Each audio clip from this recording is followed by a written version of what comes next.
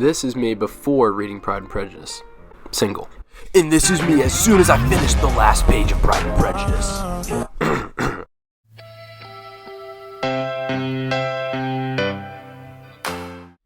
So recently I just finished Pride and Prejudice and I have a lot of things to say about it. But before we get into that, let me take you back to freshman year of college. So I'm at my local Barnes & Noble and I go back to the restricted section. That restricted section being typically women's literature. And in that section, there happens to be a woman. So, in order to impress her, I pick up Pride and Prejudice thinking, this is going to be us. However, this did not work and she did not care as she was likely reading something like Twilight. Anyways, so let's talk about the plot. In the beginning, we are introduced to the Bennet family. There's a ball in town, right? Everybody's attending to see this new guy, Bingley. And in Bingley's party is this guy named Mr. Darcy. Now, Elizabeth is one of the Bennet children. She is the second oldest. She sees Mr. Darcy and he just looks disgusted at everything. Now, he doesn't dance with her, and it's low-key kind of like disrespectful to do that. There's not enough people, and you're like, no, I'm not dancing with people, but like girls have to sit down for dances. That's rude, and it's like very publicly rude. So fast forwarding, Jane, the oldest, is liked by Bingley, and she likes him back, but he invites her over for dinner. She gets sick, and then we see Elizabeth going to visit Jane, and this is where Elizabeth and Darcy kind of start talking a little more. She has very quick wit, and that shines through his kind of like reserved personality. But she really only talks to him in order to tease him and doesn't really find him attractive. But he likes this wit of Elizabeth, and he thinks that she's kind of like so confident in herself that it's almost attractive. She doesn't really care what he thinks. This guy's really rich. Mr. Darcy is very wealthy. A series of misunderstandings. Elizabeth has a lot of things that she thinks Darcy has lied about. But Darcy doesn't know this, and there's a lot of things in between this, but he actually proposes to Elizabeth. However, his proposal is kind of like, I love you, but even though you're like low-key poor and everybody hates you, I still love you. And it's like, really, bro? All right, come on. Quick editor's note, she's not hated by everybody. It's more his acquaintances, like his aunt, and then Bingley's sisters don't like her at all. So she rejects him because of all these confusions and how he kind of like said it in a weird way. However, she goes on a walk to clear her mind. And who is on that walk? Mr. Darcy. What does he do? He hands her a letter. And in that letter is explanation of all the things that she thought was wrong with him pretty much. And this is like a huge turning point in the story because now everything is actually explainable. She starts to think of him as like reasonable and kind and is low-key like, dang, like what would it have been like to like be the wife of Mr. Darcy. She like hears a bunch of people saying how great he is, and then he ends up paying one of the debts of the family, like a huge debt. I'm not gonna really get into all the side stories, but he does something very kind for their family without any recognition. She goes back to her house and Darcy shows up again and they go for another walk. She explains her change in mind, they're to be engaged, and that is the end of the plot summary. So the way that Austen writes is like very unique, and every single sentence requires like a little bit more attention. It was written and set in the early 1800s, so the language that they used back then is like, it's similar but kind of different. It's like early modern English, but everything that they say is like a nuanced thought or like an analogy or like very witty, and it can be kind of like difficult to read. Like sometimes you have to like think like hard, like, okay, what are they actually trying to say?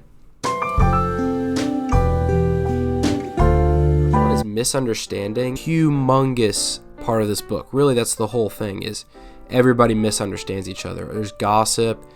Nobody is able to state their own view because it's all just talked like behind their back. And something I thought of here was the fundamental attribution error.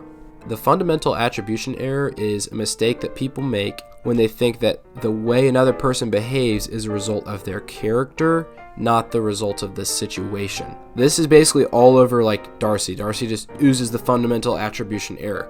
Because like, imagine you go to a party and you're like really rich and everybody knows you're rich and you're also single.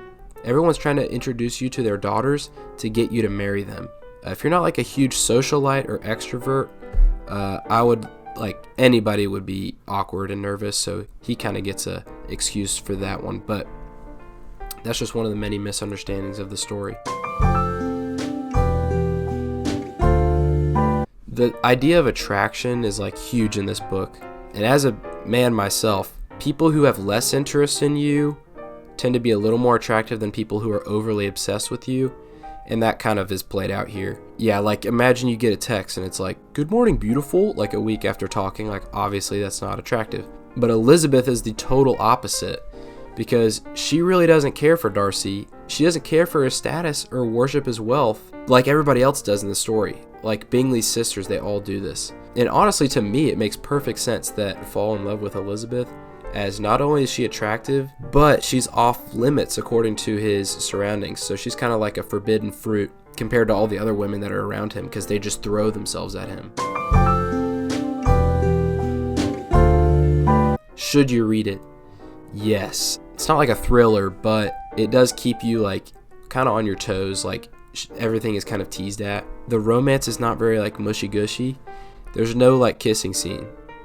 So like score one for the bros. Like none of that like girl literature nowadays be getting up to some freaky stuff. This is no freak. This is straight bars. As a man, I can certainly relate to Darcy being uncomfortable at large parties of people, or being insecure and kind of coming off as rude. I feel like that happens all the time. But not only was it enjoyable, I thought it was very educational. You don't really know how people lived back in like the 1800s, and it kind of gives you like perspective on how do people get married, how is courting, all this kind of stuff. So low-key, like it didn't really matter if you didn't like your husband. Like you were marrying so that you didn't end up like poor or like as a maid. And this exact thing plays out with Elizabeth's friend Charlotte, who marries a man who is just a total doof because she needs money. And that's why this story is so beautiful, because Elizabeth is an exception to that, and she's found somebody who really loves her and also has money, right? So she can do what she wants to do. I can't promise that advertising that you've read this book will actually help you win any girls. Low-key, I probably would just completely avoid telling them. Just say you've only read the Wall Street Journal and Rich Dad Poor Dad. What's up, y'all? Thank you so much for watching. This is the end of the video. Quick couple notes.